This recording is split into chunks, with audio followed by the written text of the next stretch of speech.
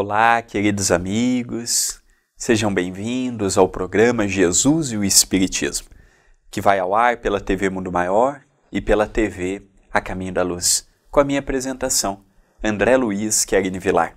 Que possamos no programa de hoje, no estudo que estamos efetuando, de modo sequencial do livro A Caminho da Luz, capítulo por capítulo, item por item, já passamos da metade deste livro, um livro publicado pela Federação Espírita Brasileira, um livro ditado pelo benfeitor de Francisco Cândido Xavier Emmanuel, pelas mãos do nosso querido Chico. Para mim tem trazido um conhecimento muito grande. Já havia lido, já havia estudado algumas vezes, mas confesso que para apresentarmos o programa requer um pouco mais de estudo, pela seriedade que isto exige, e tenho notado algumas nuances que anteriormente não havia percebido, e tenho percebido também alguns fragmentos que naquele passado, quando havia sido gerado a sementinha no coração humano, hoje, passado milênios, nós temos percebido florescer. Se não de modo completo, de modo relativo. Se não de modo perfeito, em aperfeiçoamento. E no capítulo de hoje, no item de hoje, que veremos através deste programa, o primeiro bloco nós veremos o século de Augusto e no segundo nós veremos transição de uma época. Então nós estamos vendo os preparativos para a vinda de Jesus. Apesar de nós já termos visto o capítulo 12, que estava falando um pouquinho de Jesus, nós vimos agora o Império Romano, a sua decadência, pelos políticos, pelos poderosos. Nós vimos que aquele sentimento e compreensão de família estava bem reduzido, moralmente falando. O império havia crescido muito e ainda iria crescer muito. E agora nós já estamos falando quanto mais o tempo vai passando nesses capítulos e itens que estamos vendo, mais próximos ficam à vinda de Jesus. E olha o que Emmanuel vai nos dizer hoje a respeito de Augusto. Terminados os triunviratos, eis que ia cumprir-se a missão do Cristo. Depois de instalados os primeiros Césares do Império Romano, a aproximação e a presença consoladora do Divino Mestre no mundo era motivo para que todos os corações experimentassem uma vida nova, ainda que ignorassem a fonte divina daquelas vibrações confortadoras. Em vista disso, o governo de Augusto decorreu em grande tranquilidade para Roma e para o resto das sociedades organizadas do planeta. Realizam-se gigantescos esforços edificadores ou reconstrutivos. Belos monumentos são erigidos.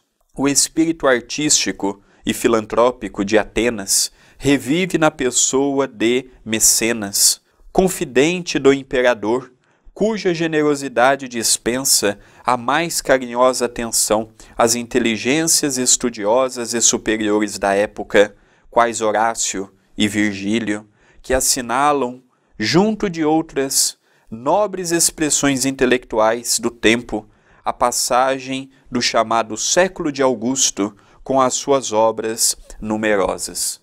Então aqui nós já estamos vendo que, antecedendo a vinda de Jesus, haviam vindo muitos personagens anunciando a sua vinda, e eu não tenho dúvida que Augusto, Mecenas, esses personagens que nós lemos agora, citados por Emmanuel, também tiveram um papel extraordinário para a vinda de Jesus.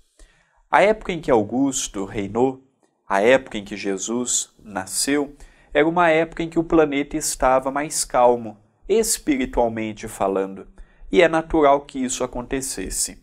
O nosso querido Chico Xavier dizia, para muitas pessoas próximas, que Jesus levou 4.000 anos para sair da onde ele se encontrava e corporificando de dimensão em dimensão, de subdimensão em subdimensão, até chegar na crosta. E quando ele morre, fisicamente falando, fisiologicamente falando, naquela cruz, com aquela coroa de espinhos, com aqueles pregos, enormes, prendendo aquele madeiro, Jesus ainda vai, segundo o Novo Testamento agora, segundo a Bíblia, ele vai até os porões do inferno. O que isso significa? Que Jesus não ficou apenas na crosta. Ele também foi para a região subcrostal. Nós, os espíritas, mudamos a palavra inferno para a região das trevas e do abismo. Mas olha o conceito bíblico curioso, que Jesus não saiu de onde ele estava e ficou até aqui, não. Ele também foi para aquelas regiões endurecidas. E em cada lugar que ele ia pregando a sua mensagem. Ele não ensinou apenas nos 33 anos que esteve aqui, em que a história capta a sua personalidade, a sua vida e os seus ensinos nos últimos 3 anos. Não. Jesus ele teve um papel maior do que isso. Os 4.000 anos que levou Jesus a sair da onde ele estava para chegar até a Terra, ele veio já difundindo, propagando e conclamando as pessoas ao trabalho. Foi convocando. E naturalmente que as regiões celestes, as regiões espirituais mais adiantadas, foram aderindo rapidamente. Conforme foi chegando perto da Terra, ele foi vendo que o desafio seria maior, porque os nossos corações naquela altura e na altura atual ainda é muito revestido de orgulho. Agora falando por mim, Jesus é muito bonito, Jesus tem um ensinamento brilhante, mas às vezes é difícil colocarmos em prática. De repente nós nos deparamos com determinadas situações que nos conclama a sermos aquele André velho, não no sentido fisionômico ou no sentido da idade, mas no sentido da animalidade dos sentimentos. Quando vemos, já falamos. Quando vemos, já observamos. Quando vemos, já pré-julgamos. Quando vemos, já condenamos. Não é que não é para fazermos nada disto. Podemos, evidentemente, mas com moderação, com equilíbrio, com discernimento. E conforme Jesus foi chegando próximo do seu nascimento, nós percebemos a humanidade um pouco mais tranquila, com menos atitudes bárbaras, com menos pensamentos primitivos, com menos sede de poder, vamos invadir, vamos saquear, vamos roubar, vamos fazer isso, vamos fazer aquilo. E aí nós percebemos o quê? Que Augusto é um espírito generoso, tinha suas falhas, também possuía, errou no seu governo, equivocou também, mas dentre os governos que Roma teve, talvez foi um dos governos mais equilibrados, menos mortes, menos perseguições, menos problemas sociais, menos conflitos desnecessários. Foi uma época em que ele foi amparado por alguns encarnados, alimentado pelos espíritos que manteve a calma, mantiveram a ordem, mantiveram o equilíbrio, mantiveram o entendimento. Então o século de Augusto foi um século muito importante para a humanidade e foi um século propício à vinda de Jesus. Foi um século propício à vinda do nosso grande exemplo em humanidade, aquele que diria palavras de vida eterna, que ficaria conosco, passando os tempos, permaneceria conosco. Então ali foi edificado, nasceram e reencarnaram muitos poetas, escritores, políticos, muitas pessoas que vieram com o compromisso de ajudar. Alguns falharam na sua missão, outros se perderam na sua missão, outros não conseguiram concretizar o tempo todo que era pedido, mas Augusto, sentindo aquele clima espiritual diferenciado, quanto mais Jesus se aproximava da crosta, mais a crosta sentia a sua presença, o seu magnetismo de amor, a sua docilidade, a sua calmaria. A calma de Jesus acalmava também as pessoas quando estavam diante dele. E é interessante que isso chegou no centro do poder do mundo daquela altura, que era Roma. Roma, naquela altura, exercia um poder perante o mundo maior do que o dos Estados Unidos frente hoje. Era um império que dali saía os ensinamentos, a cultura, dali saía tudo que nós possuímos de melhor naquela altura e nós percebemos que foi um momento muito feliz. Não no sentido assim coletivo para todas as pessoas, não, mas no sentido social, no sentido coletivo de relacionamento.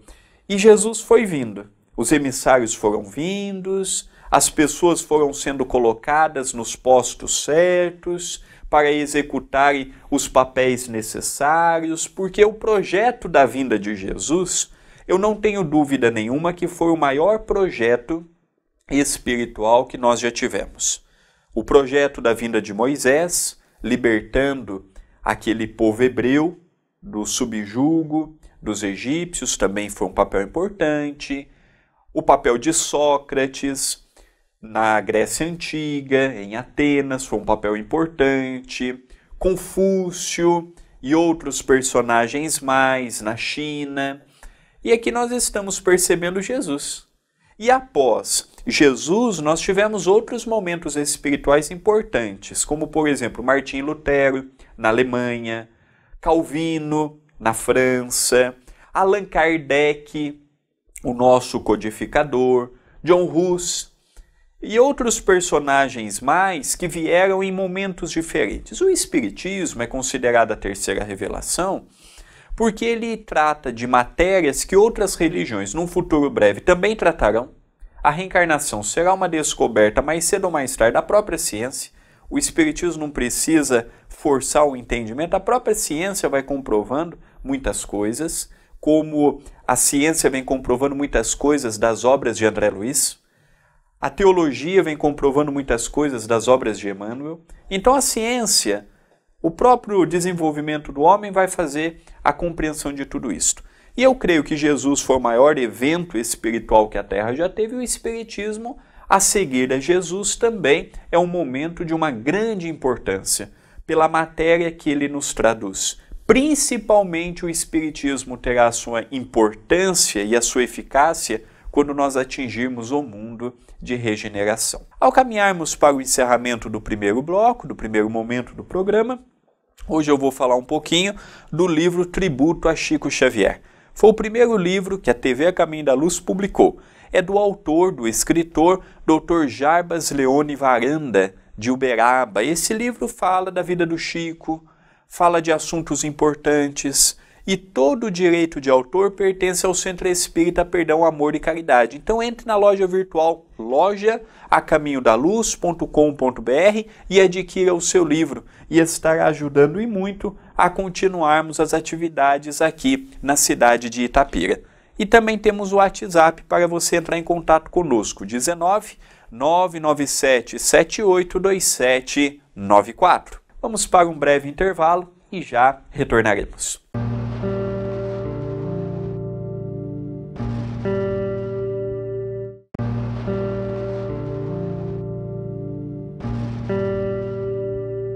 Queridos amigos, retornamos para a parte final do programa de hoje, do programa Jesus e o Espiritismo.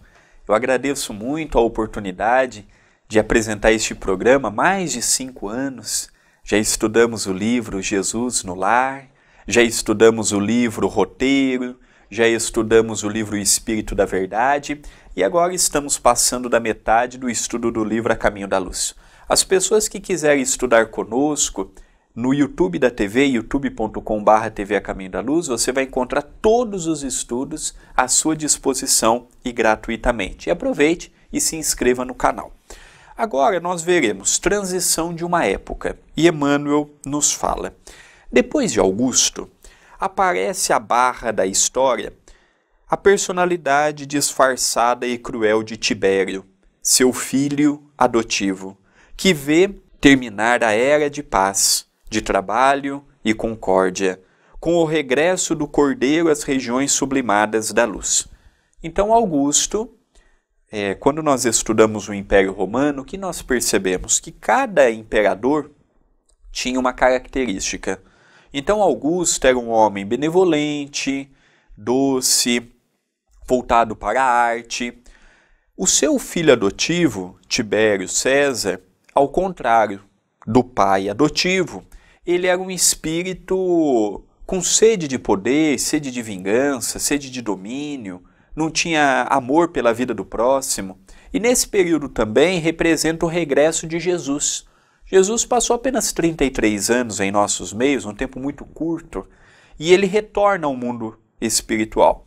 E com ele, também aquela paz doravante da sua personalidade marcante caminha com ele. E é interessante que esse personagem ele destrói muito do legado do pai. Não no sentido arquitetônico, não no sentido intelectual, não no sentido artístico, mas no sentido moral. E imprime muitas rebeliões, muitas perseguições, principalmente porque a Palestina, aquela região do Oriente Médio hoje, estava subjugada ao Império Romano. E é interessante que a palavra de Jesus e os continuadores de Jesus estavam crescendo em número de adeptos, estavam crescendo em número de seguidores. E isso estava gerando para o imperador da época e para os governantes daquela região um grande problema, porque a mensagem de Jesus estava por boa parte do Império Romano. Não ficou apenas nas tribos daquela região, não ficou apenas em Jerusalém, ela começou a ser propagada. E naquela época, qual que era a melhor forma de se propagar algo? Pela palavra. Então eu ouvia a história, como a maioria do povo não sabia ler, não sabia escrever, não adiantaria você dar papiros, já que naquela altura não havia livros. Então como é que você propagava a mensagem? Articulada. Então reunia um grupo de pessoas e ali era transmitida oralmente a história de Jesus, os ensinamentos. Por exemplo, dos 12 discípulos de Jesus, a maioria não sabiam ler, a maioria não sabiam escrever, a maioria não tinha domínio pleno da língua da época, dos dialetos da época. Eram poucos.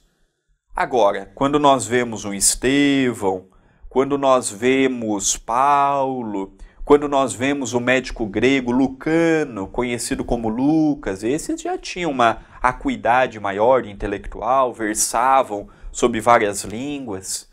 Agora, muitos companheiros não, tinham um conhecimento bem limitado, tinham um conhecimento bem pequenino. Então isso fazia com que eles, naquela altura, tinham que usar do verbo. Então ensinavam, e as pessoas atentas, ávidas de aprendizagem. Isso é um alerta para nós também. Às vezes a gente ouve um programa, assiste uma palestra, às vezes a gente participa de determinado congresso, e às vezes a gente está ali fisicamente, a cabeça está longe, não reteve nada. Isso é importante. Naquela altura, se eles fizessem isso, a mensagem não teria chegado adiante, porque eles tinham a obrigação de ouvir, reter e propagar. Se eles apenas fixassem em si e não dessem a devida importância, naturalmente não fixariam. Então aqui nós percebemos que esse imperador que teve o Império Romano, ele infelizmente não conseguiu manter aquela bandeira de paz e de harmonia, de união e de entendimento que o seu pai adotivo Augusto havia com tanto esforço e com tanto suor solidificado naquela época. Continua Emmanuel. É nesse reinado que a Judéia leva a efeito a tragédia do Gólgota, realizando sinistramente as mais remotas profecias. Não obstante o seu compassivo e desvelado amor, o Divino Mestre é submetido aos martírios da cruz, por imposição do judaísmo, que ele não compreendeu o amor e a humildade. Roma colabora no doloroso acontecimento com a indiferença fria de Pôncio Pilatos, retornando aos seus festins e aos seus prazeres, como se desconhecesse as finalidades mais nobres da vida.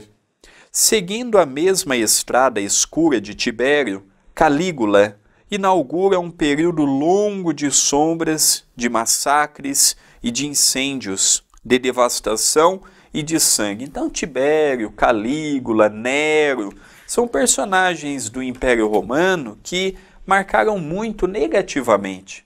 Muita maldade, muita perseguição, muita animalidade no modo de lidar com a vida humana.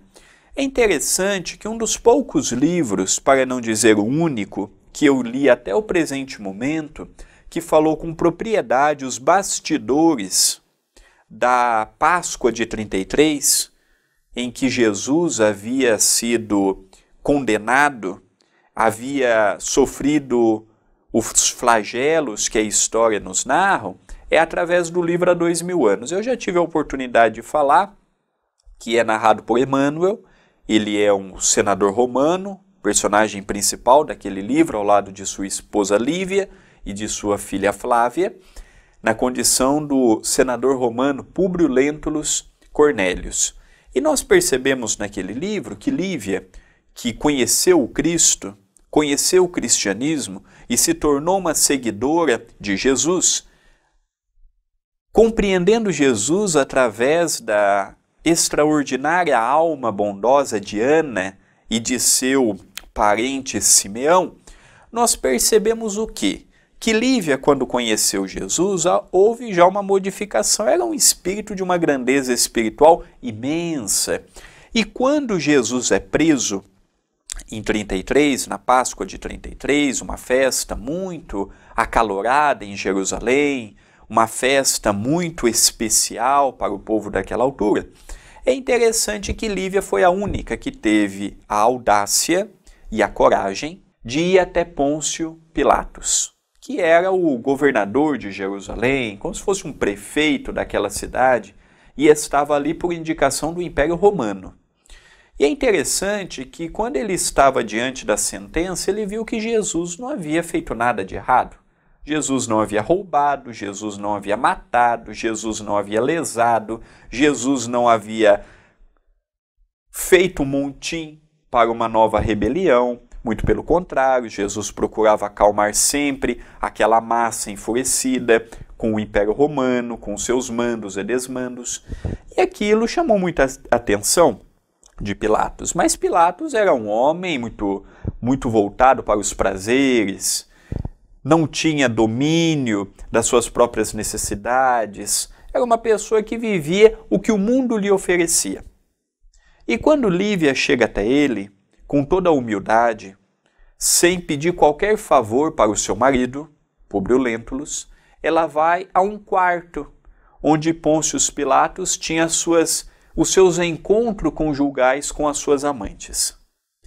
E ali já há o primeiro problema, porque Públio Lentulus pensa que a sua esposa estava lhe traindo, mas não. Ela foi ali muito dignamente pedir intercessão pelo que estavam fazendo com Jesus. Jesus havia apanhado, colocado uma coroa de espinhos na sua cabeça, tinha a necessidade de subir o Gólgota, com aquele madeiro enorme e pesado sobre os seus ombros, depois de apanhar muito, depois de ficar sem se alimentar, sem líquido. Pois bem, e ali Lívia ouve de Pôncio Pilatos que não podia fazer nada, que era a vontade do povo, que ele estava ali apenas executando o que o povo pediu. E ela saiu muito entristecida e ela pagou um preço muito caro por isso. Daquele dia em diante, Públio Lentulus taxou ela como adúltera. E a partir dali ela ficou casada com ele, vivia na mesma casa, mas já não tinha mais autoridade nenhuma, já não pôde mais cuidar da filha, nem educar a filha, mas para a sociedade da época não haver um constrangimento a ela, Públio Lentulus permitiu que ela permanecesse na casa. Então nós percebemos que foi um julgamento totalmente arbitrário, totalmente inapropriado para uma pessoa que não havia cometido crime nenhum, mas nós sabemos que quando a mensagem ela é muito lúcida e clara, poucas pessoas naquele momento têm a oportunidade de vê-la como realmente o é. Então aqui nós percebemos alguns personagens que corroboraram para que tivéssemos um mundo mantido ainda sob a égide da maldade. Hoje, nós temos percebido, em meio ainda de uma pandemia, o quanto que os governos estão despreparados para lidar com o povo. Pensam em si, mesmo no momento de mortes coletivas roubam, lesam, abusam, e não é no Brasil apenas não, é mundo afora. Não é exclusividade nossa apenas não, onde tem o homem está também a ganância. Então nós percebemos que isso é muito longo, não é de hoje, não acabará hoje, não acabará no amanhã, ainda caminhará conosco por um bom tempo. Queridos amigos, eu gostaria de fazer um pedido especial sobre o YouTube da TV A Caminho da Luz. Se inscreva e ajude a compartilhar. Deixe o seu like, deixe a sua descrição no vídeo. São ajudas que você pode nos dar. Nós estamos com a meta de atingirmos 50 mil inscritos até o final deste ano. E só conseguiremos isso com a sua inscrição e com o seu compartilhamento. Te convidamos muito carinhosamente a nos ajudar neste projeto. O livro que elegemos hoje para conversarmos um pouquinho é O Poder da Liberdade, o segundo livro de minha autoria, sendo que as edições pertencem ao Centro Espírita Perdão, Amor e Caridade. Entre em loja acaminhodaluz.com.br, adquira este ou outros livros que você lá encontrará e estará ajudando muito a continuarmos com as obras que temos aqui na cidade de Itapira. O livro Poder da Liberdade é um livro em que eu pego assuntos centrais do Espiritismo e à luz do bom senso, da razão, da autoajuda, procuramos trabalhar para trazer também para o nosso dia a dia, para o nosso cotidiano e para a nossa realidade. Ao caminharmos para o encerramento do programa, eu gostaria de agradecer a cada coração amigo que nos acompanham, que nos divulgam, que mandam mensagens de encorajamento. Peço desculpas se em algum ponto meu comentário foi falho, meu comentário deixou a desejar. Também estou procurando aperfeiçoar, tanto na gramática quanto no conteúdo espírita, para poder transmitir a mensagem mais compatível com a realidade fidedigna ao espírito. Muita paz, muita luz e até o nosso próximo programa.